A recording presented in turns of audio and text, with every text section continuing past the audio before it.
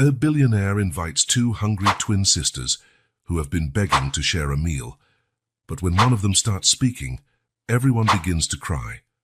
The sun was beginning to set in Manhattan when Paul Matthews's black Porsche 911 GT3 slowed down. Through the tinted window, something caught the billionaire's eye. Two identical little girls sitting on the sidewalk of a busy street. At 35, the CEO of Tech Vision Industries was used to making decisions that moved millions on the stock market. But the sight of those children alone made him completely forget about the important shareholders' meeting waiting for him. "James, stop the car," he ordered his driver, his eyes fixed on the two little girls in faded floral dresses, their light brown hair messy. Forbes had just updated his fortune to an impressive $8.2 billion. But at that moment, Paul felt all his money would be useless if he couldn't make a real difference in someone's life. Stepping out of the car, his $12,000 Italian suit contrasted sharply with the scene around him. The girls watched him with a mixture of curiosity and apprehension. Up close, he noticed they were completely identical, except for a small birthmark near the right eye of one of them. "Hello," he said, keeping his voice gentle and maintaining a respectful distance. "Are you by yourselves?" The twins exchanged looks, as if silently conversing with each other before responding. "Our mom went to look for work," answered the one with the birthmark. "She told us to wait here."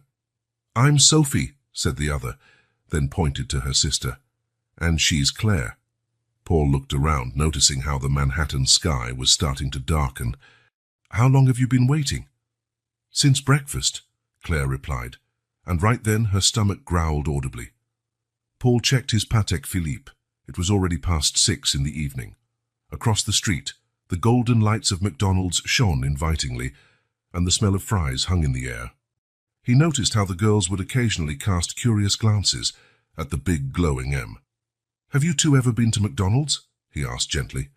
They both shook their heads.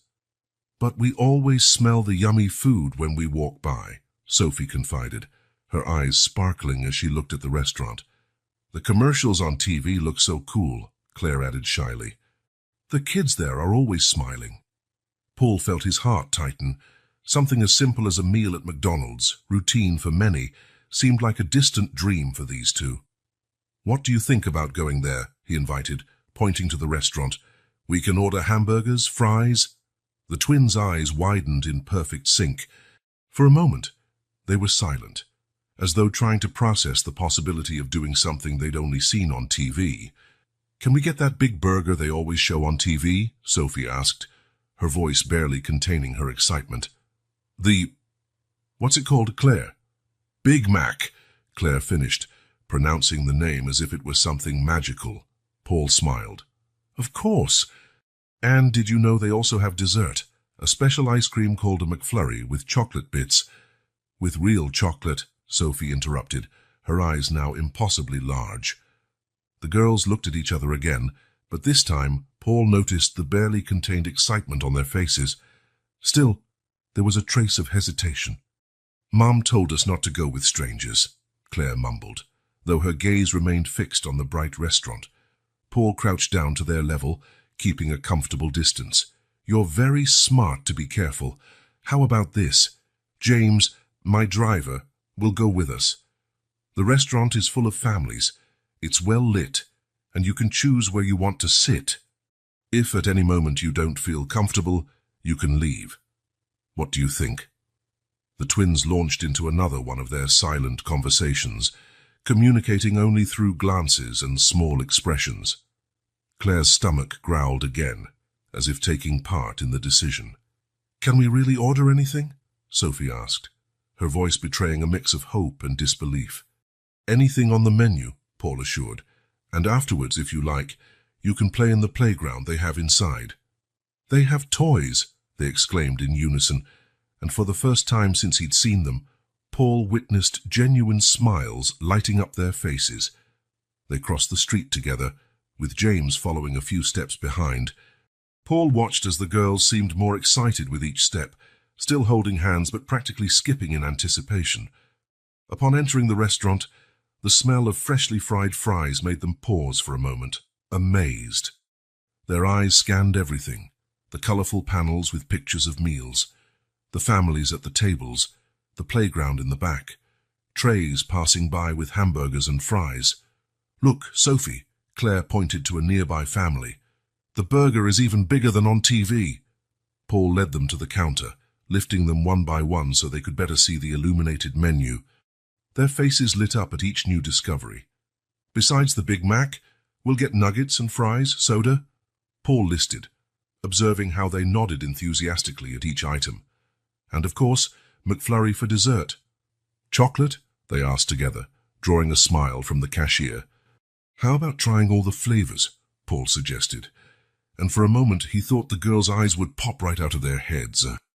While waiting for the order, Sophie and Claire couldn't stand still, pointing to every person who walked by with a tray, commenting on the toys they saw other kids holding, and occasionally looking at Paul as if they wanted to confirm it was all real.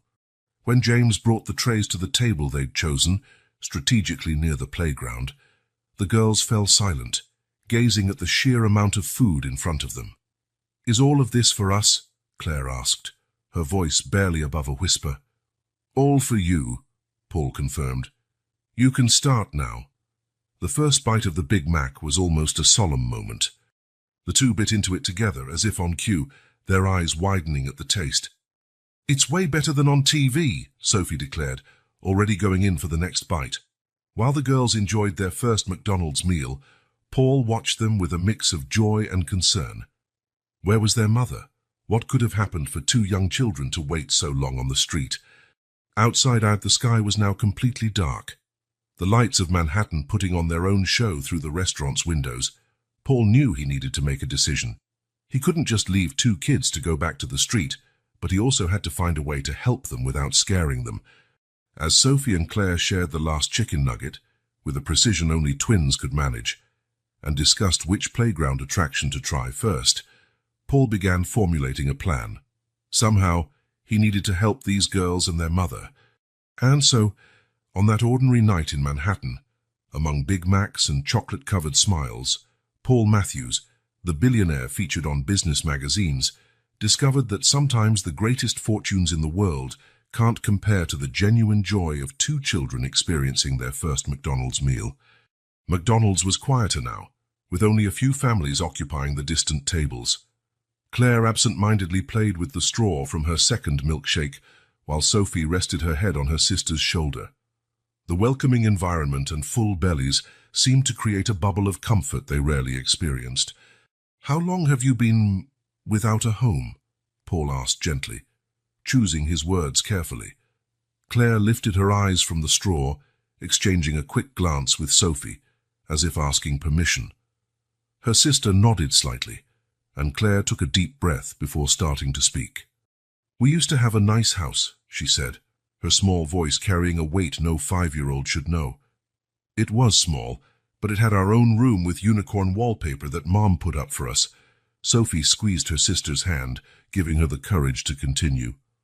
"Dad worked in a big store and Mom took care of us. She made cookies every Sunday." Claire smiled briefly at the memory. "But then Dad got sick, really sick."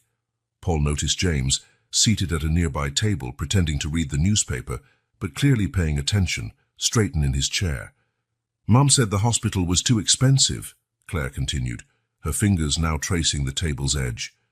"She started working 2 jobs, but it still wasn't enough. Dad got sicker each day and we had to sell a lot of things. Even my frozen music box," Sophie added quietly, and Claire nodded. "One day," Claire swallowed hard, "Dad went to the hospital and never came back. Mom cried a lot, and soon after, men with papers came saying we had to leave our house." Paul felt his heart clench. How many families go through similar situations every day? How many children have their lives turned upside down by a system that doesn't forgive? "At first, we stayed at Aunt Martha's house," Claire went on. "But she also had money problems, and her apartment was tiny, so we started moving around a lot. We've slept in 5 different places," Sophie added, holding up 3 fingers on one hand and 2 on the other to illustrate. Claire nodded. "The last place was a small room Mum was renting, but yesterday the owner said he needed the room for someone who could pay more. So we had to leave. The girl paused, taking a sip of her milkshake before continuing. Paul noticed that some people at nearby tables had stopped eating and were discreetly listening to the story. "Mum always tries to make everything seem like an adventure so we won't be sad," Claire said, a small smile appearing on her face. "When we have to sleep in different places, she says we're explorers looking for a magical new home. And when there isn't enough food," Sophie added, "she makes a game of dividing everything into equal little pieces. We got really good at that." Claire nodded. "We've learned a lot of things, like staying quiet when Mom has to work late and we need to wait. How not to make noise in the shelters so we don't bother other people. How to save food for hard days." Paul noticed a few people at nearby tables discreetly wiping tears. An older woman had her hand over her heart, shaking her head in sadness. "The hardest part," Claire continued, her voice getting lower, "is when people look at us like we're invisible. Or when they make a face because our clothes are dirty or old. Mom always says what matters is being clean on the inside, but sometimes it still hurts." Sophie hugged her sister, and Claire smiled gratefully before going on. "But not everything is bad. Sometimes we meet nice people, like Miss Maria from the bakery, who always gives us leftover bread at the end of the day, or Mr. John from the newsstand who lets us read comics when it's raining and we need somewhere to stay. And now you," Sophie added, looking at Paul with shining eyes, "who took us to McDonald's for the first time." Claire nodded enthusiastically. "We've always wanted to come here. Every time we passed by, Mom said that one day, when things got better, she'd bring us. She'll be so happy when we tell her." The girl paused, her face taking on a more serious expression. "Do you know what our biggest dream is?" she asked, looking straight at Paul. "What?" he answered softly. "To have a real home again, with our own room where we can put drawings on the wall. And a kitchen where Mum can make cookies on Sundays like before." Claire smiled dreamily. "And maybe even have a puppy. It can be a small one," Sophie quickly added. "We don't mind if it's small, as long as it's ours." "Do you know what Mum's dream is?" Claire went on. "She thinks we don't hear her, but sometimes when she thinks we're sleeping, she talks to herself. She dreams of being able to give us 3 meals a day, send us to school, and never again leave us waiting while she looks for work." Paul tried to hide the emotion in his voice. "Your mom sounds like a very special person." "She's the best mom in the world," the twins declared in unison, prompting emotional smiles from the few customers still in the restaurant. "Even when there's nothing to eat, she always finds a way to make us smile," Claire explained. "She tells stories, sings songs, and teaches us things. Did you know she's teaching us to read? Every time she finds pieces of old newspapers or magazines, she uses them to teach us letters. And math too," Sophie added excitedly. "We learn to count everything, people on the street, cars passing by, coins when someone is kind and gives something to Mom." Claire nodded. "Mom says education is the only thing no one can take away from us. That's why she insists on teaching us, even when she's really tired." Paul watched the girls with a mix of admiration and sadness. Despite all the hardships, they had a light in their eyes, an unshakable hope. And their mother, even in the midst of so much adversity, found the strength to turn every difficult moment into an opportunity for learning and growth. A McDonald's employee who was cleaning nearby tables couldn't hide her tears as she listened to the story. Discreetly, she approached the girls' table and placed 2 Happy Meal toys beside them, with a gentle smile. Claire and Sophie looked at the toys with wide eyes, full of surprise and joy. "Can we keep them?" they asked Paul. "Of course you can," he replied, thanking the employee with a nod. The girls hugged the toys as though they were precious treasures. "We'll show them to Mom," Claire exclaimed excitedly. "She'll be so happy to see that we made such a nice friend." Paul felt his heart tighten again. In his world of corporate meetings and billion-dollar deals, it was easy to forget there were people, entire families, struggling daily just to survive. The story of Claire and Sophie, told with the unique sincerity of children, was a powerful reminder of how cruel fate could be, but also of how the human spirit could remain resilient even in the hardest circumstances. Looking at the twins, who were now happily playing with their new toys, Paul made a decision. He couldn't change their past, but maybe he could help build them a better future.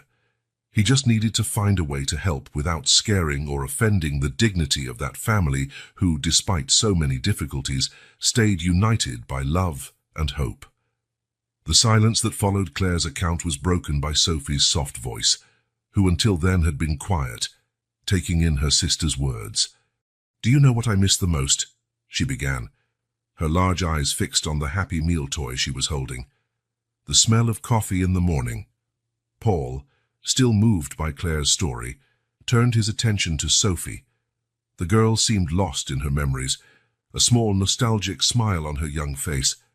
"Every morning," she continued, "Mom made coffee and the smell would reach our room. It was like a nice alarm clock.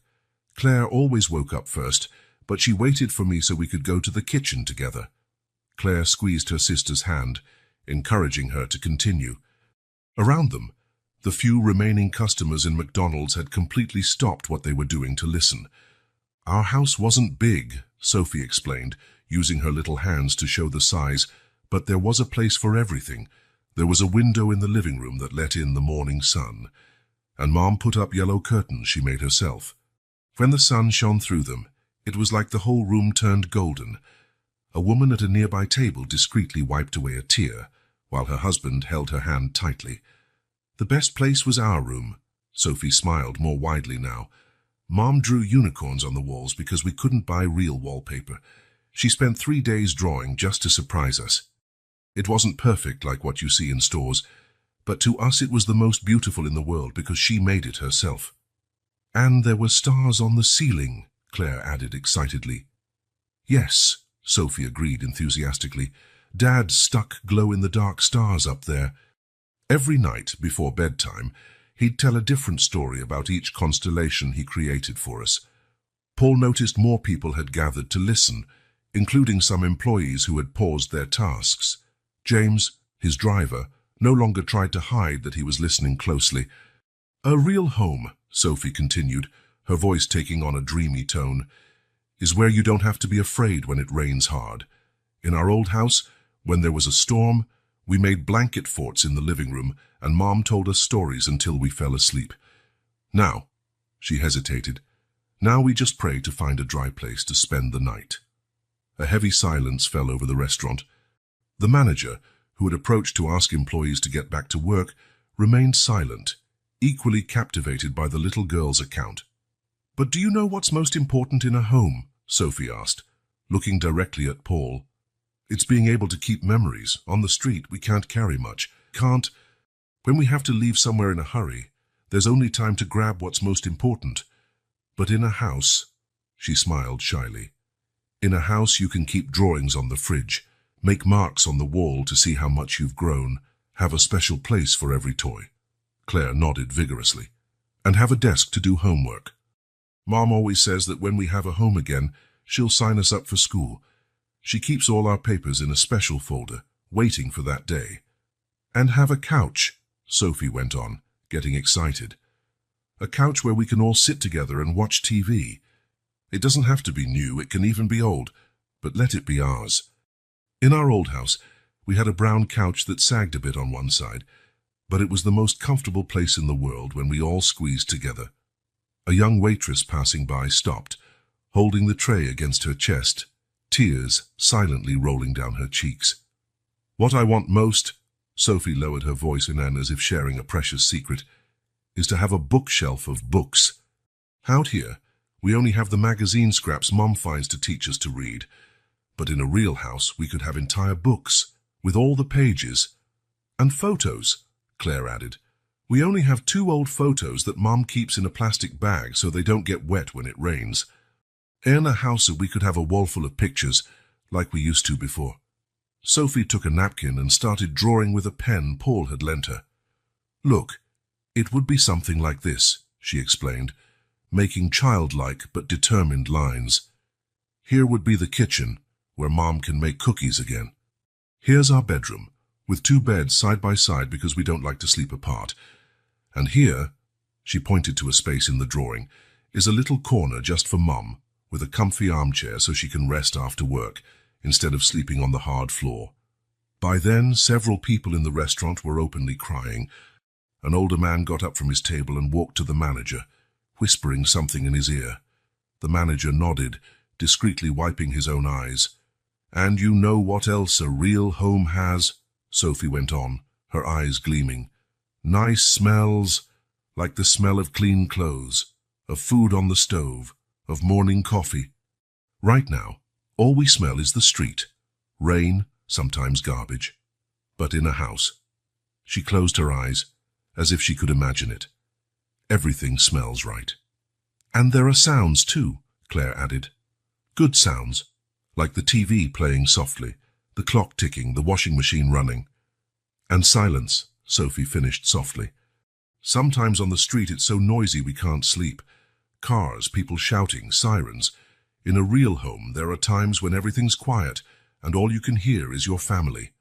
Paul realized the entire restaurant had fallen silent.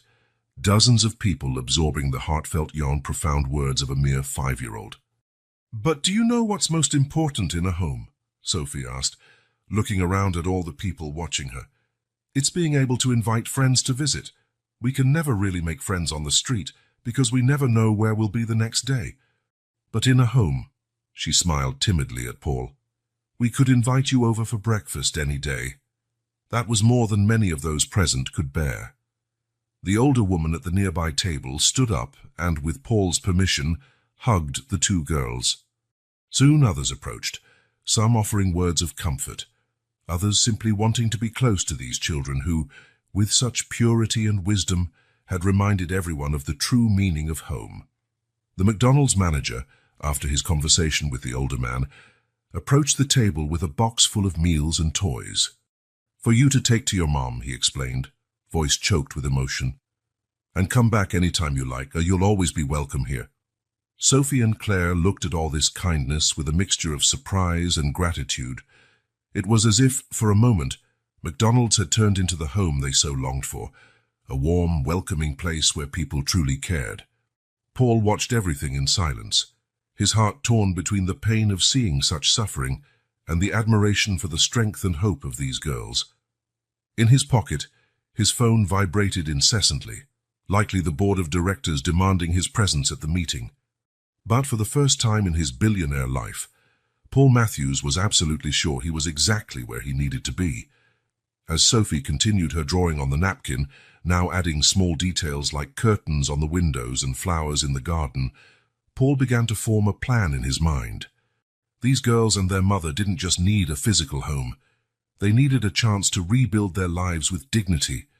And perhaps, just maybe, fate had placed him right there at that exact moment to help make their dream come true. Night had long fallen over Manhattan when Paul's Porsche left the main avenues, following quieter streets under the twins' guidance. The contrast between the luxury car interior and the scene playing out beyond the window was growing more pronounced. Sophie and Claire, cuddled in the Italian leather back seat, clutched their McDonald's bags as if they were precious treasures. "Turn there, after that building with the peeling wall," Claire instructed, pointing through the glass. Her voice carried a peculiar mix of pride and hesitation. "This is where we live now," Sophie added, "but it's not as bad as it looks. Mom made it nice." Paul exchanged a meaningful look with James in the rearview mirror as the car turned the corner. What came into view was an empty lot, wedged between two abandoned buildings, where several people had improvised shelters with materials they'd found: scraps of wood, faded tarps, cardboard, and rusty metal sheets. "It's there!" the twins exclaimed in unison, pointing to a structure that, though simple, stood out from the others because of its organization. Paul parked the car at a respectful distance. Around them, some people cast wary glances at the luxury vehicle, while others gathered around small improvised fires for warmth in the chilly Manhattan night. "Mom got that wood from a construction site," Sophie explained proudly. "Mr. John Dad, who works there, let her take the pieces they were throwing away.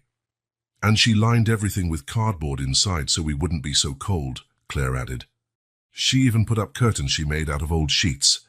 As they walked toward the shelter, Paul observed the details revealing a mother's extraordinary effort to create a minimally dignified environment for her daughters.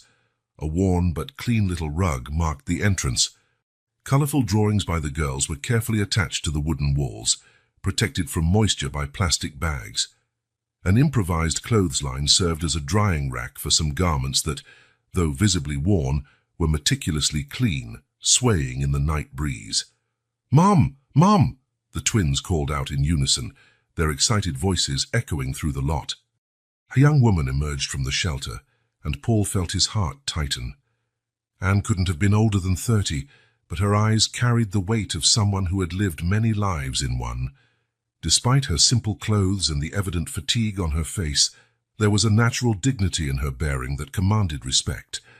Her light brown hair, pinned up in a simple bun, framed a face that, though marked by worry, still held traces of serene beauty.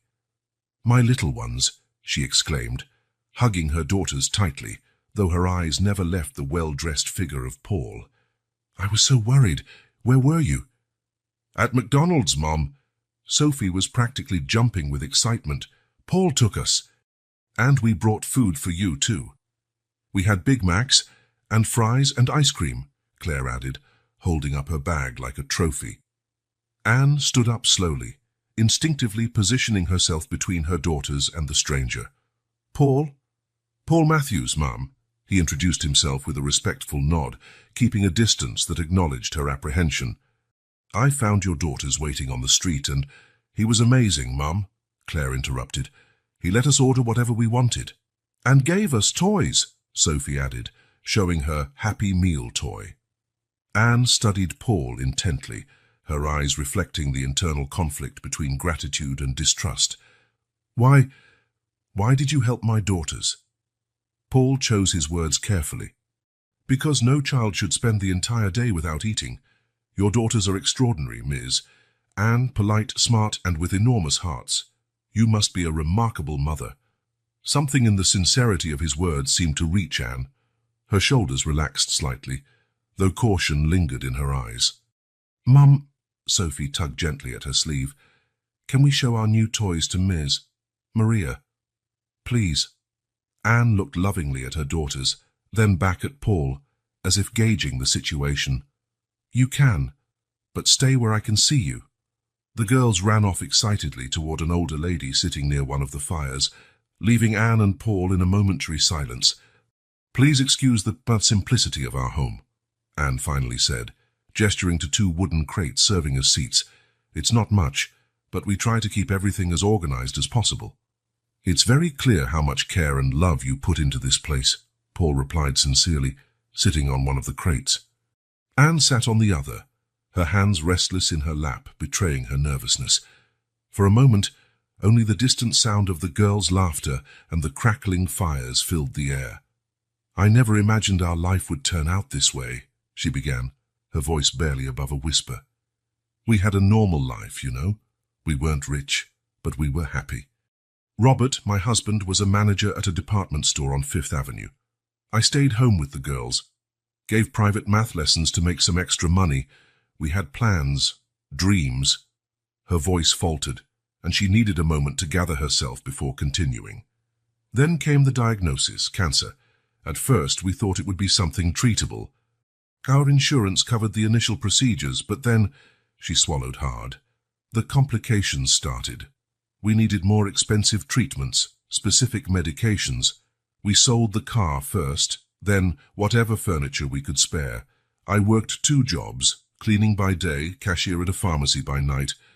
The girls stayed with my sister, but she had her own financial problem." Paul listened intently, his heart heavy with each new detail. Anne went on, her voice now choked with emotion. "Robert got worse every day, but he refused to give up. 'My girls need me,' he used to say. Even in the worst moments, when the pain was unbearable, he still found strength to tell Sophie and Claire stories before bed. But the bills never stopped. The bank started pressing us for our mortgage payments. I had to quit one job to care for Robert full-time. That's when everything began to crumble." Silent tears slid down Anne's face, but she wiped them away quickly, as though she couldn't afford to show weakness. "When Robert passed, it was like the last pillar holding our life together broke. We couldn't keep the house, and we lost almost everything else we had left. My sister took us in for a while, but her apartment was so small, and her husband started complaining. After that, it was a series of temporary places, each one worse than the last. The girls told me you still educate them, even under these circumstances, Paul commented softly. A small smile lit Anne's tired face. It's my way of keeping hope alive. I turn everything into a learning opportunity, counting passing cars for math, reading street signs for letters, making up stories about the constellations we can see between buildings. I try to make sure they never lose curiosity or their love for learning. And how has the job search been? The smile vanished from Anne's face. Almost impossible. Without a permanent address, many places won't even take my application. Others worry about my situation with the twins. I do some temp work, mostly cleaning, but it's never enough to rent a decent place. Sometimes I manage to save a bit, but then some emergency pops up. Medicine when the girls get sick or we have to move suddenly from somewhere. What about social services? Shelters. We've tried, she answered with a weary sigh, but most are always full and some, she hesitated, lowering her voice, some aren't safe for children. Here, at least, we've formed a small community. Ms. Maria looks after the girls when I need to go out. Mr. Jose at the grocery store sometimes gives us fruit that's about to expire. Ms. Carmen lets us use her bathroom to wash ourselves. In the background, the twins' laughter echoed as they played with their new toys, seemingly unaware of the seriousness of the adults' conversation. The hardest part, Anne continued, her voice cracking slightly, is watching my daughters grow up like this. They're so young, but they already know things no child should. How to stay quiet when there's danger, how to stretch food, how to keep warm. Sometimes at night, when they're asleep, I cry wondering if I'm failing them. If I should have done something differently. Miss Anne, Paul interrupted kindly, from what I've seen today, you're not failing at all. Your daughters are extraordinary, smart, compassionate, and most importantly, they're happy despite everything. That's a testament to your love and dedication as a mother. Anne wiped her tears with the back of her hand. Thank you. Not just for your kind words, but for looking after them today. I was so worried when I took longer than expected. There was a huge line at the job agency. Then the bus broke down. Ms. Anne, Paul began carefully, I know we don't know each other well, but I'd like to help your family. Not out of pity, but because your daughters showed me the true meaning of strength and hope today. You've built something precious here, even under the worst circumstances. Why? Anne asked directly, her eyes studying Paul intently. Why do you care about our situation? Because sometimes fate puts people in our path for a reason, Paul answered simply. And because every family deserves a chance to start over. In the background, Sophie and Claire had begun a little dance performance for Miss Maria, their innocent laughter piercing the cold Manhattan night. Anne watched her daughters for a long moment, then turned back to Paul. In her eyes, for the first time that night, shone something she'd almost forgotten. Hope. Maybe, son, she said softly, maybe we can talk more about it. Paul nodded, sensing this moment marked the beginning of a significant change in that family's life. Fate had placed two small twins in his path that afternoon, and now he had the chance to make the real difference he had always craved with his fortune. The city lights glittered in the distance, and in that little sliver of land between abandoned buildings, a new story was about to unfold, a story of hope, new beginnings, and the extraordinary strength of a mother's love for her children. The following morning dawned with a different energy in the small makeshift shelter. Paul had arrived early, accompanied by James and a social worker named Sarah Williams, whom he knew through his philanthropic work. The luxurious Porsche was parked at the same respectful distance as the previous night, now joined by an unmarked van. Anne had been awake since the first ray of sunlight, a habit she'd developed from years of seeking temporary jobs. The twins were still asleep, bundled under their blankets, their peaceful faces oblivious to the changes about to take place in their lives. "Good morning, Miss Anne," Paul greeted softly, mindful of the other inhabitants of the site who were still sleeping. I hope it's not too early. Not at all, Anne replied, nervously trying to neaten her hair. We always wake up early. Sarah stepped forward, her professional smile genuinely warm. Ms. Anne, I'm Sarah Williams, a social worker. Mr. Matthews explained your situation to me, and I'm here to help in any way I can. Anne looked hesitantly from one to the other, clearly uncomfortable with the sudden attention.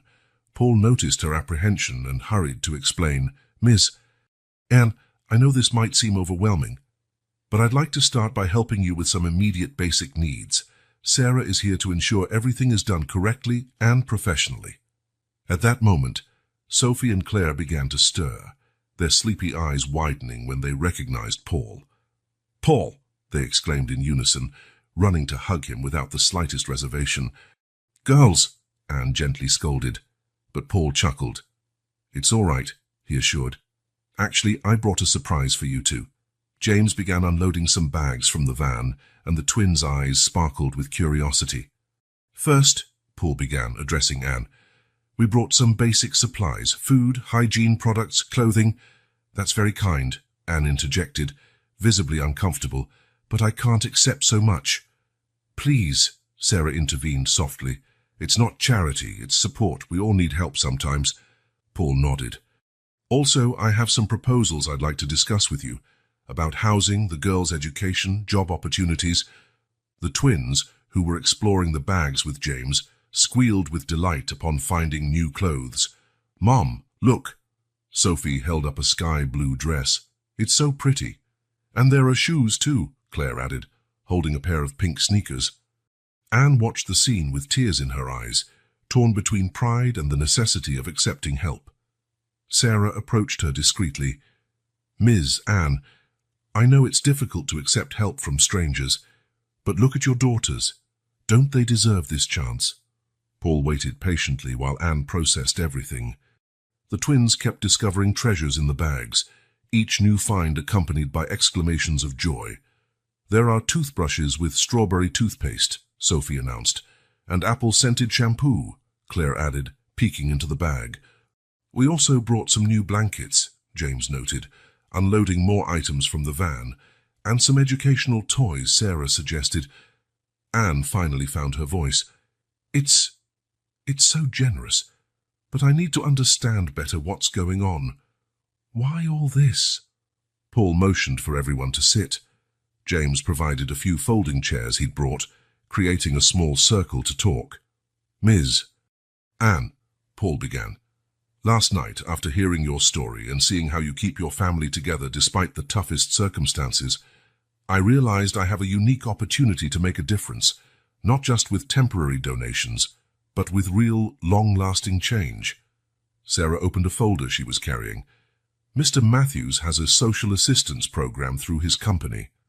We help families get back on their feet by providing housing, education, and work opportunities. But why us? Anne asked, still hesitant. Paul smiled gently. Because your daughters showed me the true meaning of hope and resilience yesterday. And because you proved to be an extraordinary mother, preserving your children's dignity and education under the harshest conditions. The twins, who had come closer to hear the conversation, sat on their mother's lap. Mom, Sophie whispered, loud enough for everyone to hear, do you think we can have a real bedroom again? Anne's heart seemed to melt at her daughter's innocent question. I don't know, sweetheart. It's complicated. Actually, Paul interjected gently, I have some apartment options to show you. They belong to my company, fully furnished in safe neighborhoods near good schools. The twins' eyes widened. School? They asked in unison. Yes, Sarah smiled. Would you like to go to school? Mom always said we'd go when we had a house, Claire exclaimed excitedly. Anne seemed overwhelmed. But how? I can't pay rent yet. The program offers 6 months of subsidized housing, Sarah explained. During that time, we help you find employment, offer vocational training if needed, and provide all the support you need to settle in. We also have openings in the administrative area of my company, Paul added. Sarah told me you have experience teaching math privately. Anne nodded, surprised he remembered that detail from her story. Perfect. We have a corporate training program that could be ideal for you." The twins watched the conversation like a tennis match, their eyes shining with each new possibility mentioned. "And there's more," Sarah continued.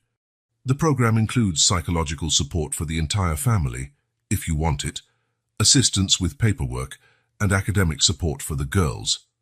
"We can really go to school?" Sophie asked, barely containing her excitement. "With uniforms and everything," Claire added. Paul smiled. "Uniforms, school supplies, whatever you need." Anne hugged her daughters tightly, silent tears streaming down her face. I don't know what to say." "Just say you'll consider it," Paul replied kindly. "You don't have to decide everything right now. How about we start with breakfast?" James brought a few things. As if on cue, James started unloading containers with coffee, hot chocolate, fresh bread, fruit, and other breakfast items.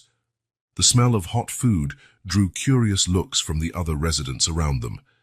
"Please," Paul said to Anne, noticing her concern for her neighbors, "invite whoever you like to join us." Soon, a small group formed around the folding chairs. Mrs. Maria, who always looked after the twins, was the first to approach, followed by other residents. James continued bringing food from the van, while Sarah spoke discreetly to some of the adults about the social assistance program. Sophie and Claire ran off to show their new clothes to Miss Maria, who smiled, moved by the girls' happiness. "Look, Miss Maria," Sophie showed her the blue dress. "Now I can wear pretty clothes like the other kids." "And we're going to school," Claire added, twirling in her new pink sneakers. Anne watched everything with mixed emotions. Paul approached her discreetly. "I know it's a lot to process, but I want you to know there's no pressure. We can take everything at your pace, in whatever way makes you feel most comfortable. It's just—" Anne hesitated. "It feels too good to be true. After all this time fighting alone—" "You'll never be alone again," Sarah assured, joining the conversation. "Our team will be here every step of the way." The twins came running back, now holding the educational toys they'd found in the bags. "Mom, look, there are math games," Sophie showed her excitedly. "And books with stories," Claire added, hugging an illustrated book. "Can we read them now?" Anne smiled through her tears. "Of course you can, my loves." While the girls settled down with their new treasures, Paul, Sarah, and Anne continued discussing practical details of the program. James discreetly organized the supplies, separating items for the other residents as well. "The first step," Sarah explained, "would be to visit some of the available apartments. We can go today if you'd like." "What about the school?" Anne asked, beginning to allow herself to consider the possibilities. "We have partnerships with several great institutions," Paul replied, "all with adaptation programs for children who've been out of school." Morning wore on, and with it the weight of years of struggle seemed to begin to lift from Anne's shoulders. The twins, between bites of fresh bread and sips of hot chocolate, were already enthusiastically planning how to decorate their future room. "Can we have a bookshelf for our books?" Sophie asked hopefully. "And a little table for drawing?" Claire chimed in. Paul smiled. "You can have all that and more, miss." Maria came over to Anne, holding her hands between her own. "Accept this blessing, dear. You and your girls deserve it." Anne looked around at her daughters, radiant in their new clothes, at her neighbors sharing a proper breakfast, at Paul and his team, who had brought hope where there was only uncertainty, and finally allowed herself to believe that real change was possible. "I think," she said softly, "I think we'd like to see those apartments." The twins shrieked with joy, running to hug their mom. Paul and Sarah exchanged satisfied smiles, while James began discreetly organizing logistics for the visits. "But first," Anne added, gazing lovingly at her daughters, "let's try on these new clothes and get ourselves ready."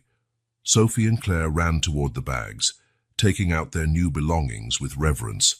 Miss Maria offered to help them get dressed, leading them to her own shelter where they could have more privacy. While the girls got ready, Anne allowed herself a moment of vulnerability. "Mr. Matthews, Paul, I don't know how to thank you." "You don't have to," he responded gently. Just promise me you'll give yourself and your daughters the chance to rebuild your lives. Anne nodded, wiping away a stubborn tear. You know, she said quietly, last night after you left, the girls spent hours talking about how magical it was to go to McDonald's for the first time. Sophie said it felt like a dream. And now, she gestured at the bags, the papers Sarah was organizing, the entire shift unfolding before her. Now it feels like the dream is continuing. It's not a dream, Miss. Anne, Paul assured her, it's just the beginning of a new story for your family. The twins came running back, transformed in their new outfits, hair combed, faces glowing with joy. They looked like completely different children, not because of the clothes themselves, but because of the restored dignity that radiated from them. We're ready, they announced in unison. And they truly were, ready not just to visit apartments, but to take their first steps toward a new life, one where dreams weren't just dreams, but real possibilities beginning to unfold on that hopeful morning. The social services office was crowded that Monday morning. Anne clutched a folder containing the few documents she'd managed to preserve during the months of hardship, while Sophie and Claire quietly colored in a corner of the waiting room. Sarah, the social worker assigned to them by Paul, leafed through a stack of forms with a focused expression. Here are the girls' birth certificates, Anne said, carefully pulling out 2 slightly crumpled papers. And my ID card, but my social security card, I think we lost it the last time we had to leave a place in a hurry. Sarah nodded sympathetically. Don't worry, we can request a replacement. The most important thing is we have the children's basic documents. The last 48 hours had been an emotional roller coaster. After a morning of surprises and renewed hope, practical challenges followed, endless forms, bureaucratic requirements, and the necessary documentation for almost everything. Ms. Matthews? Someone called from the reception area. It's Anne Stewart, Sarah corrected, standing up. Come on, Miss Anne. The twins quickly gathered their coloring materials and followed their mom and Sarah into a small room. The staff member behind the desk looked tired, but her expression softened when she saw the identical little girls. So, she began, adjusting her glasses, we're processing an application for emergency housing assistance and reintegration into the school system. Exactly, Sarah replied professionally. The Stewart family has support from the Matthews Social Assistance Program, but we need to regularize all the documentation. The next hour tested their patience. Every document presented led to the need for 3 more. Each answer prompted more questions. The twins grew restless in their chairs. Mom, Sophie whispered, are we still going to be able to go to school? Anne felt her heart tighten. We are, sweetie. We just need to finish these papers first. But why does it take so long? Claire asked, her little voice betraying some frustration. Just then, the office door opened, and Paul slipped in quietly. The girls immediately brightened at his arrival. Sorry I'm late, he said softly. How are we doing? Mr. Matthews, the staff member straightened in her chair, her tone changing noticeably. I didn't realize you were personally involved in this case. The Stewart family is very special, he replied simply, taking a seat next to Anne. I've got the missing documents. From his briefcase, Paul produced a series of official papers, Anne's social security replacement, hospital documents related to Robert's treatment, even old tax returns Anne thought were lost forever. How? Anne started to ask, but Paul just smiled. I have a few contacts who could speed things up. What matters is that now we can move forward. With Paul's presence and the documentation now complete, doors began to open. The staff member quickly processed the necessary forms, stamping and signing documents with newfound efficiency. The temporary shelter on 35th Street is available immediately, she informed, checking her computer. It's a new facility with private rooms for families. And what about school? Sarah asked, taking notes. Lincoln Primary School has a special reintegration program, the staff member replied. It's only 2 blocks from the shelter. The twins, who had resumed drawing in a corner of the room, raised their heads at the word school. Can we go see it? Sophie asked hopefully. Of course, Paul replied before any other adult could answer. In fact, I already arranged a visit for this afternoon, if your mum agrees. Anne looked at her daughters, their faces glowing with anticipation, and nodded. That would be wonderful. The morning continued with more forms, signatures, and procedures. But now there was a different feeling in the air. Each piece of paper signed was a step toward a new life. Now we need to discuss employment, Sarah commented, opening a new folder. Miss Anne, I see you have a background in math. Yes, I used to give private lessons, Anne confirmed, and I worked as an administrative assistant before. Perfect, Paul gently interrupted.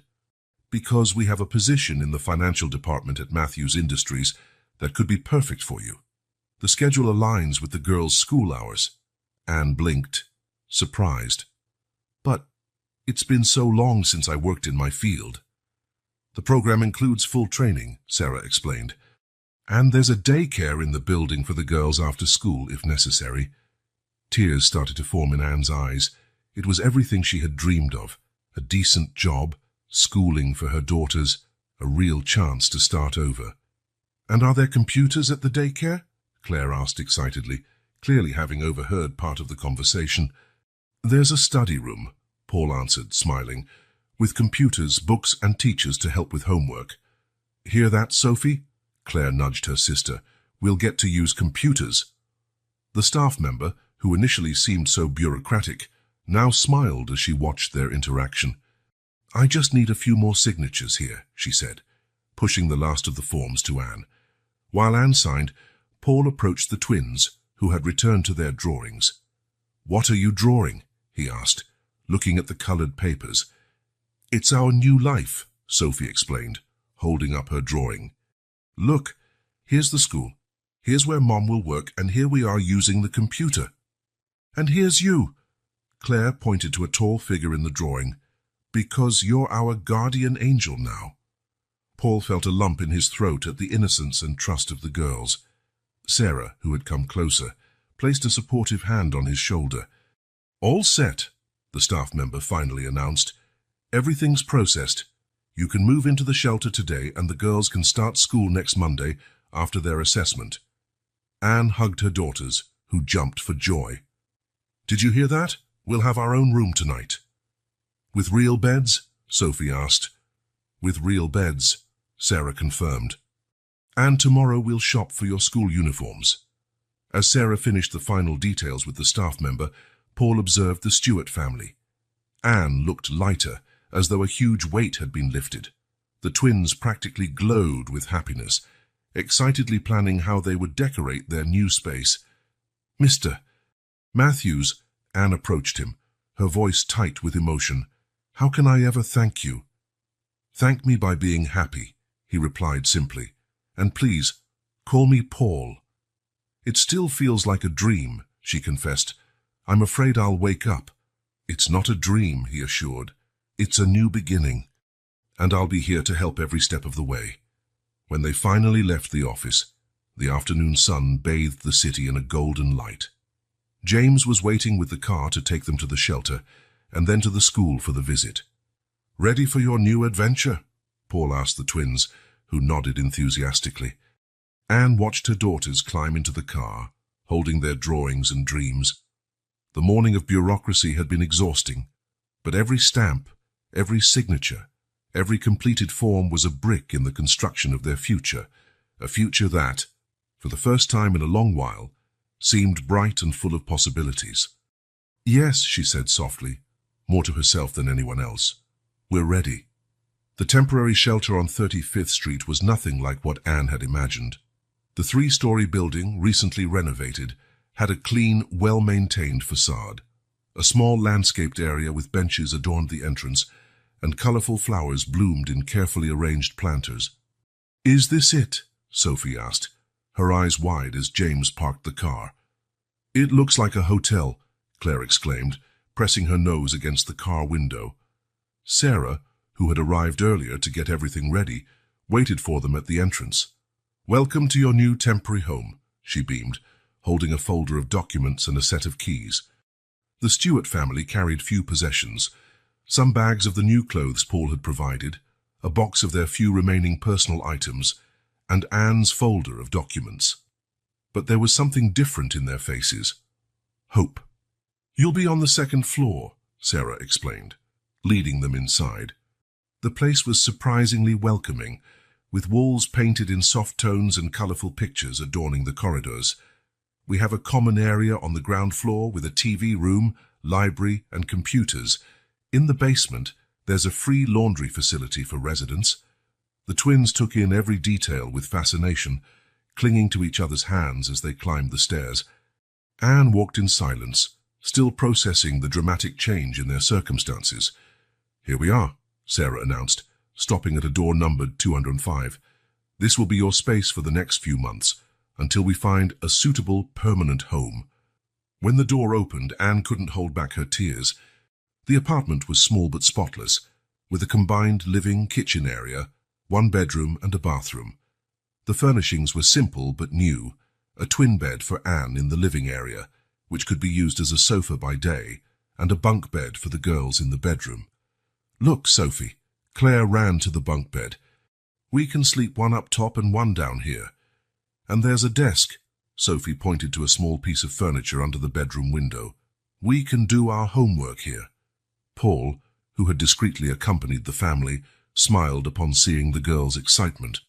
"There are a few more surprises," he commented, opening the closet in the bedroom.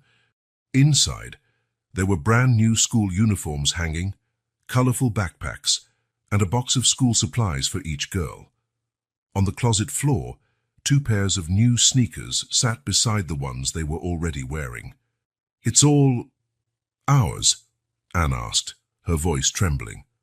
"All yours," Sarah confirmed, "and in the kitchen you'll find basic supplies to get started. The shelter's cafeteria serves 3 meals a day, but you can also cook here if you prefer." Anne walked into the little kitchen, opening the cabinets with reverence. Plates, cups, utensils, all new, clean, and organized. The fridge held fresh milk, fruits, vegetables, and other basics. "They even have cookies," Sophie announced, opening a cabinet. "And grape juice," Claire added, peeking into the fridge. "The bathroom has clean towels and toiletries," Sarah went on. "And tomorrow, a staff member will come by to help you get familiar with the building." The twins began their own exploration, discovering small details that felt like incredible luxuries to them: a bedside lamp, delicate curtains, a soft rug on the bedroom floor. "There's a place for us to hang our drawings," Sophie noticed, pointing to a corkboard on the bedroom wall. "And drawers to store our clothes," Claire added, opening and closing the dresser drawers with fascination. Anne sat on the bed in the living area, momentarily overwhelmed by emotion. Paul approached quietly. "Are you okay? It's just—" She wiped away a tear. "It's been so long since we had a safe place to sleep. Our own bathroom. A kitchen. And this is only the beginning," he assured gently.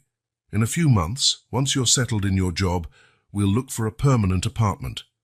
Sarah joined them, holding some papers. "The building has 24-hour security, and there's always a social worker on duty. Here are the rules, mealtimes, and information on available programs." "What programs?" Anne asked, flipping through the documents. "We offer computer classes, help with resumes, and support groups," Sarah explained. "And for children, there are educational after-school activities, tutoring, even weekend art classes." As if they'd heard the magic word, the twins ran in from exploring the bedroom. "Art classes?" "Yes," Sarah smiled. "Actually, the art group meets this afternoon if you'd like to join." "Can we, Mom?" they asked in unison. Anne looked at her daughters, clean, well-dressed, smiling, and felt her heart swell. "Of course you can." "But first," Paul interjected, "how about we all have lunch together in the cafeteria? That way you can meet some other families and see the place." The cafeteria, located on the ground floor, was spacious and bright. Round tables were scattered throughout the area, creating a more welcoming atmosphere than a typical institutional setting. Some families were already eating, and the aroma of homemade food filled the air. "Hello?" A girl about 6 years old approached the twins. "Are you new? Want to sit with us?" Sophie and Claire looked at their mother, who nodded encouragingly. Within minutes, The three girls were chatting happily at a nearby table, while the adults served themselves at the buffet. Children usually adapt more quickly, Sarah commented, watching the interaction. It's amazing how easily they make friends. Anne observed her daughters with both joy and admiration. After so many months of forced isolation, seeing them interact normally with another child was like a balm to her soul. "Miss Anne," Paul said softly, "I need to head to the office to deal with some things, but Sarah will stay here to help with anything you need.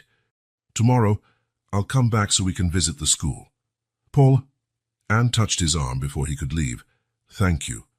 Not just for the material support, but for giving dignity back to my family." He smiled, clearly moved. "The dignity was always there, Miss Anne. You never lost it.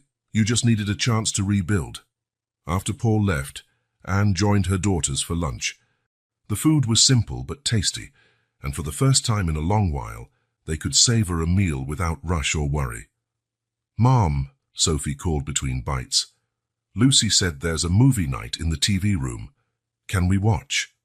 And tomorrow, there's story time in the library," Claire added excitedly. Anne smiled, feeling a peace she hadn't felt in a long time. "We can do all of that, my little ones. We have time now."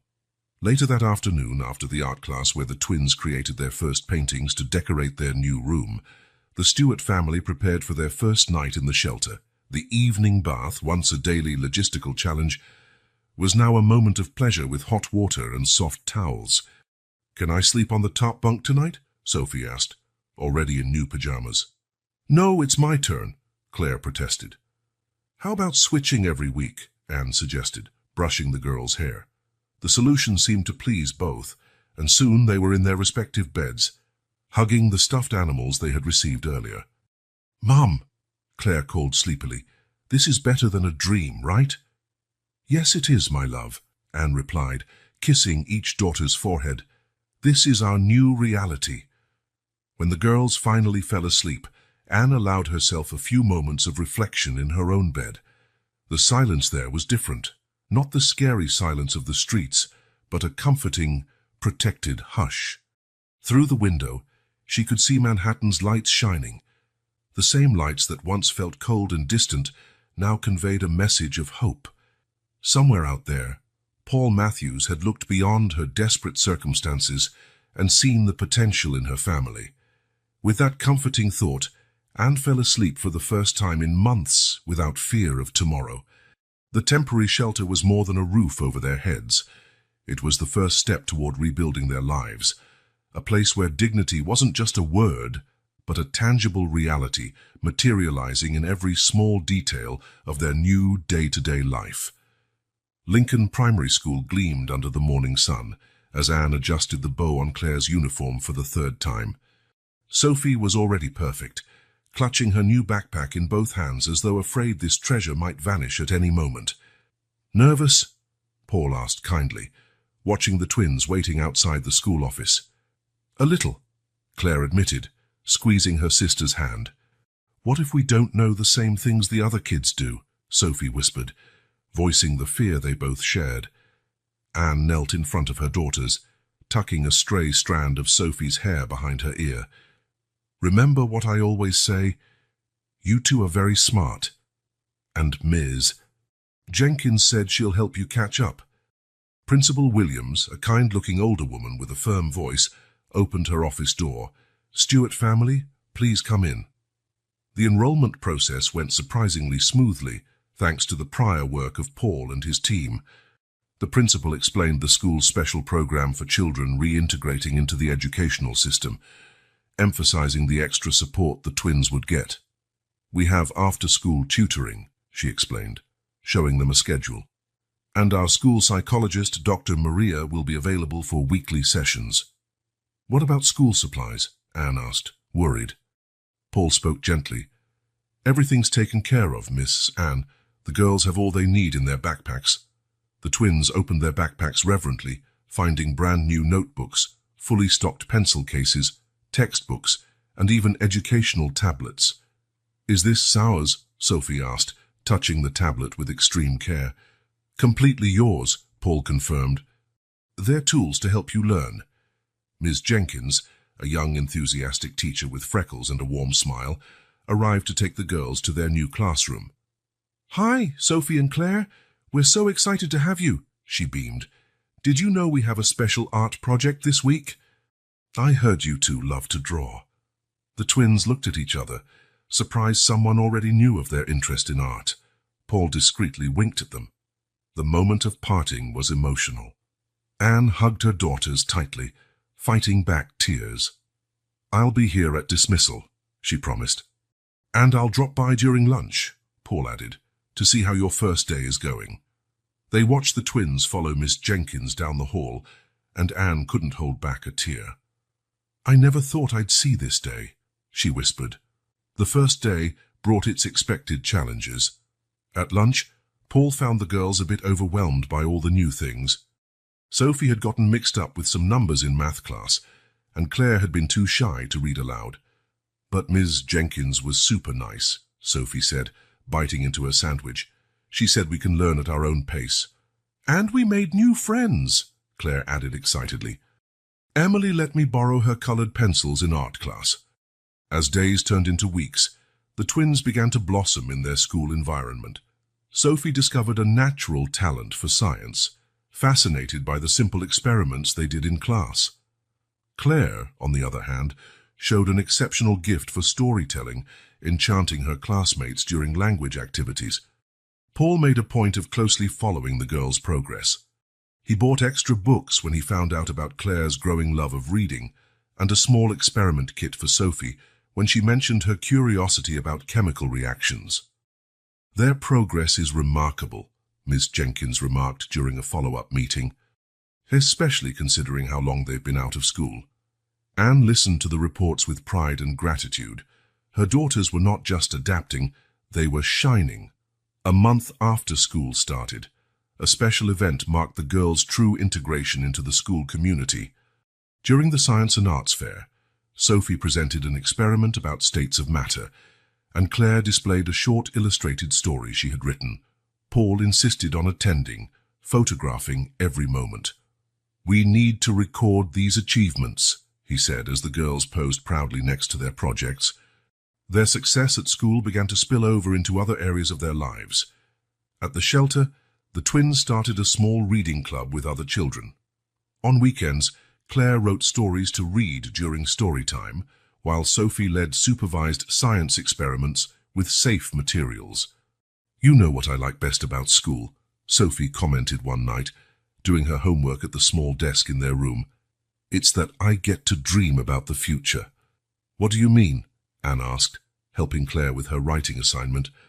"Now I know I can be a scientist if I want," Sophie explained. "Ms. Jenkins said there are scholarships and everything. And I can be a writer," Claire added, "or a teacher like Ms. Jenkins." Paul, who had stopped by for a follow-up visit, smiled at their conversation. "You can be anything you want," he assured them. "Education opens every door." Paul's support went beyond practical matters. He made sure to be present at every important moment. Claire's first theatre club performance, Sophie's first medal at the science fair, parent-teacher meetings. "You don't have to do all this," Anne commented one day, watching him help the girls with a special project. "I don't have to," he agreed, "but I want to."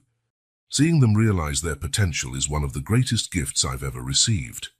As the semester progressed, the Stewart twins became known at the school not as the girls from the shelter, but as Sophie, the little scientist, and Claire, the storyteller. Education had not only opened doors, it restored their right to simply be children, free to learn, dream, and grow. And for Anne, each report card with good grades, each compliment from teachers, each proud smile on her daughters' faces was proof that with the right opportunities and support, her little buds were finally blooming in a garden of infinite possibilities. The office of Dr. Maria, the school psychologist, had colorful walls decorated with children's drawings and a large window letting in gentle morning light. Sophie and Claire, seated on comfortable beanbags, were in one of their weekly sessions. After 3 months of counseling, the changes were evident. "I had a nightmare last night," Sophie admitted, hugging a teddy bear. But I didn't cry this time. I remembered what you taught me about breathing and thinking good thoughts. Claire squeezed her sister's hand in silent support. I woke up when I felt her move up on the top bunk, and I told her a story so she could fall back asleep. Dr. Maria smiled kindly. You two are learning to handle your fears very maturely. Sophie, would you like to talk more about the nightmare? It was about that night we had to run from the last place, Sophie answered, her voice more confident than it would have been a few months ago. But now, I know we're safe. The twins' progress was evident not only in therapy, but in every aspect of their lives. At school, each was developing her own identity, though they still shared a special bond. Sophie had discovered a passion for science that amazed her teachers. During a science fair, her project on the water cycle received special recognition. When we were homeless, she explained to her class, I used to watch the clouds and rain all the time. Now I understand how it all works. Claire, meanwhile, poured her experiences into creativity. Her stories, once timid attempts to escape reality, now filled entire notebooks. I write about people who help other people, she explained to her language teacher, like Paul helped us. At the shelter, the changes were also visible. The girls no longer jumped at sudden noises or hid food under their pillows. They'd learned to trust that there would always be a next meal, a safe place to sleep. Yesterday, Anne said, moved, at a meeting with the support team. I found them teaching other kids at the shelter to read.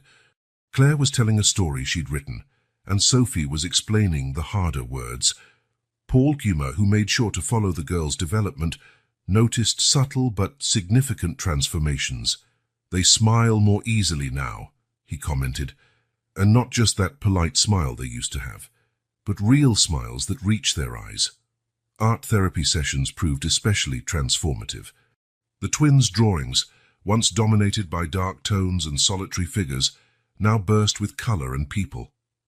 This is our new room, Sophie explained, showing a vibrant drawing. And here's Mom working, and Paul visiting, and Dr. Maria helping us. And here we are at school, Claire added, holding up her own piece. I have friends now. Lots of friends. The bond between the twins, always strong, evolved from a fear-based dependency into a healthy connection founded on love and mutual support. Though they still preferred to be together, they began developing individual interests. Claire's better at making friends, Sophie reflected during a session. Before, that used to scare me. But now I know it's okay. She always comes back to tell me the cool stories she heard. And Sophie is so brave with her science experiments, Claire added proudly. She teaches me everything afterward, so it's like I'm brave too. Anne witnessed her daughters blossoming with a mix of pride and gratitude. During a special dinner Paul arranged to celebrate 3 months of progress, she shared her observations. Yesterday, for the first time since Robert died, the girls talked about their dad without crying. Sophie showed off her science fair award and said he would be proud. Claire read aloud a story she wrote about a dad who became a star in the sky. The tears in Anne's eyes were no longer from sorrow, but from hope fulfilled. Paul, quietly observing the transformation, was also moved. What's incredible, he reflected, is how they turned their pain into something positive. Sophie uses her experience to understand and explain the world, while Claire channels it into stories that help other children. The girls' personal growth even showed in their play. On the school playground, they were no longer the shy girls who stayed in the corners. Sophie organized scientific expeditions in the yard, collecting leaves and observing insects with her new friends, while Claire invented elaborate stories that her classmates loved acting out during recess. You know what's really different now? Claire asked during one of her sessions with Dr. Maria. We don't worry about the future anymore. That's true, Sophie agreed.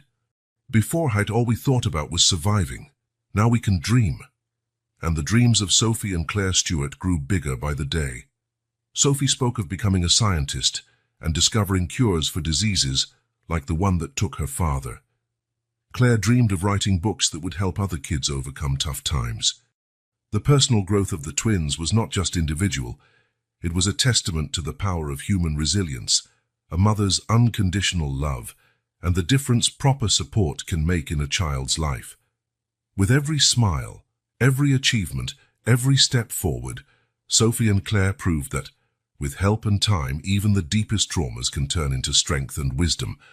The reflection in the elevator doors at Matthews Industries showed a different Anne, dressed in an elegant business suit, hair neatly styled, posture straight. Still, as she rode up for her first day at work, memories of the past haunted her like persistent shadows. "You can do this," she whispered to herself, gripping the folder Paul had given her. Inside, besides the necessary documents, was a recent photo of the twins in their school uniforms, her new good luck charm. Thomas Anderson, supervisor of the finance department, was waiting for her on the 15th floor. His usually stern face softened at the sight of Anne's nerves. "Welcome to the team, Mrs. Stewart. Paul told me a lot about your knack for numbers." The first day was a whirlwind of emotions. Every spreadsheet and meeting brought flashbacks of her old life, when she had a promising career before Robert's illness. But now things were different. She had a support network. "Did you see how she sorted out that discrepancy in the accounts?" Thomas remarked at the end of the day. "She's got a special eye for detail." As the days passed, Anne rediscovered her passion for numbers. Ironically, her experiences managing scarce resources on the streets had sharpened her ability to spot inefficiencies and optimize resources. Thomas, known for his seriousness and distant professionalism, found himself increasingly invested in the Stewarts' case. He started by offering Anne professional tips, then moved on to financial education advice, and before he knew it, he was helping the twins with their math homework. "You know," he confessed to Paul during a meeting, "I never imagined helping a family could be so rewarding. I always viewed numbers as just numbers, but Anne and her girls, they give a whole new meaning to my job." Paul watched with satisfaction as his decision to hire Anne triggered a transformation, not just for the Stewarts, but also in the corporate environment. Thomas, in particular, seemed to have found a new sense of purpose in his work. The biggest change, though, was apparent in Anne herself. The constant fear in her eyes was gradually replaced by determination. Her contributions in meetings became more confident, her analyses more assertive. "Mum smiles more now," Claire observed during a visit to the company's daycare, where the twins sometimes spent afternoons. "And it's not that sad smile she used to have," Sophie added, wise beyond her years. Thomas, watching the family interact during a shared lunch, felt something shift inside him. He began implementing departmental changes, setting up mentoring programs and opportunities for people in vulnerable situations. "You've transformed more than one family," Paul told Thomas.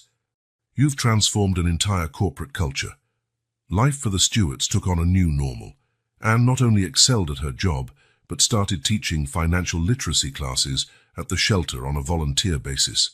The twins thrived at school, and nightmares of the past gave way to dreams for the future.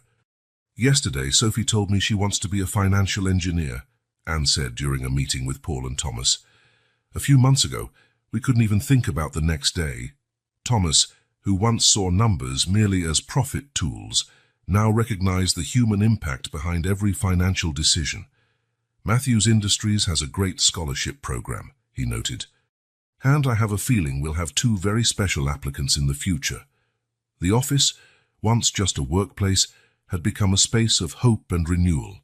Anne, who once feared she'd never have a normal life again, now led major projects and made plans for the future. "Sometimes it's still hard to believe," she confessed to Paul over coffee, "that we left that situation, that we're really rebuilding our lives." "You always had the potential," Paul replied. "You just needed the chance to shine again."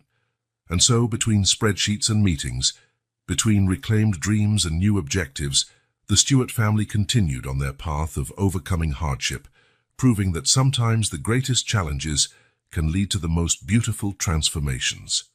Night was falling over Manhattan when Paul finally decided to share his secret. He was seated with Anne in the small garden of the shelter, watching Sophie and Claire play with other children. The sound of their laughter echoed in the air, stirring long-buried memories. "Do you know why I really decided to help you that day?" he asked gently, his eyes on the twins. Anne, who had wondered for a while about Paul's deep connection with her daughters, simply shook her head.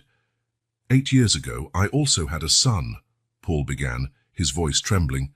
Daniel. He was 5 years old, the same age the girls were when I found them. The silence that followed was heavy with the weight of his revelation. Anne instinctively took Paul's hand, offering silent support. Maria, my wife, and Daniel were my whole world, he continued. One day, they were on their way back from a birthday party. A drunk driver. His voice failed. I lost them both in an instant. The children's laughter in the background formed a painful contrast to the story unfolding before them. For years, I threw myself into my work. I built an empire but came home every night to an empty house. Success in business felt like a cruel joke. I had everything money could buy, except what really mattered. Anne listened, her eyes filled with tears as she began to understand why Paul was so invested in her family. When I saw Sophie and Claire on that sidewalk, he gave a sad smile. It felt like fate was giving me a second chance. Not to replace Daniel, nothing could, but to honor his memory by helping other children. Sophie and Claire, sensing something different in the atmosphere, approached curiously. Why are you crying, Paul? Sophie asked, her big eyes full of concern. Paul discreetly wiped away a tear. Sometimes we cry when we remember people we love very much. Like we do when we remember Dad, Claire asked innocently. Just like that, Paul answered softly. The twins, with a child's unique intuition, came closer, each taking one of Paul's hands. You lost someone special too? Sophie asked gently. Paul nodded, and for the first time in years, he allowed himself to speak openly about Daniel. He told the girls how his son had loved dinosaurs, about the bedtime stories they'd read together, about Sunday mornings in the park with Maria. Daniel would have loved meeting you, he smiled through tears. He always wanted sisters. Claire, with her childlike wisdom, proclaimed, Now you have us. We're not Daniel, but we can be your family too. Anne watched with a heavy heart, finally understanding why Paul always seemed to know exactly what her daughters needed. For years, Paul continued, I believed I'd lost the ability to connect with people, that I'd lost my chance to have a family. But you, he looked at the 3 Stewarts, you showed me that a heart can heal, that there's room for new love without diminishing the love we have for those we lost. Sophie and Claire spontaneously hugged Paul. We love you too, they said in unison. In that moment, under Manhattan's starry sky, 4 hearts scarred by fate found solace in one another. Paul, who had hidden behind his wealth and success for so long, finally allowed his own wounds to begin healing. Maria always said there are no coincidences, he reflected, looking at the stars. Maybe she and Daniel guided me to you.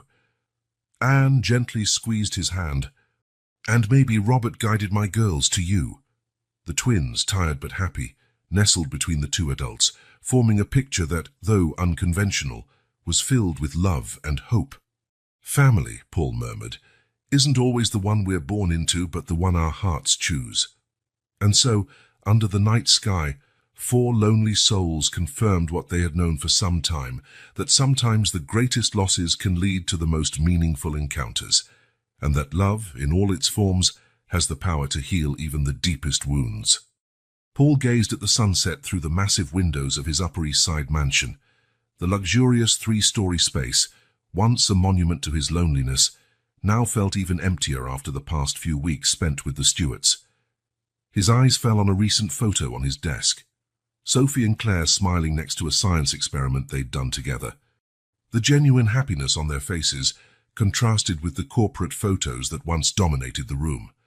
James, he called to his driver and longtime confidant, I think I finally understand what's been missing here. The driver, who knew his employer's story well, smiled knowingly. The girls' laughter, sir. Life, Paul answered simply. This place needs life. The decision, though significant, felt natural, just the acknowledgement of something that had already taken shape. The next morning, Paul found Anne at work before business hours. Ms. Anne, he began, more nervous than he'd been in years. I'd like to make a proposal for you and the girls. Anne studied him curiously, noticing his unusual agitation. "My house is far too large for just one person," he went on. "And after everything we've been through together, after sharing my story about Daniel and Maria, I realized I don't want to live just with memories anymore." Anne's eyes widened as she started to see where this was going. "I'd like to invite you and the girls to live with me. Not as a charity or a temporary arrangement, but as a family. Each of you would have your own space, your own room. The girls could go to school in the neighborhood, have a garden to play in." Anne was silent for a moment, tears forming in her eyes. "Paul, are you sure?" "I've never been so sure of anything in my life," he replied firmly. "That house needs joy. It needs life.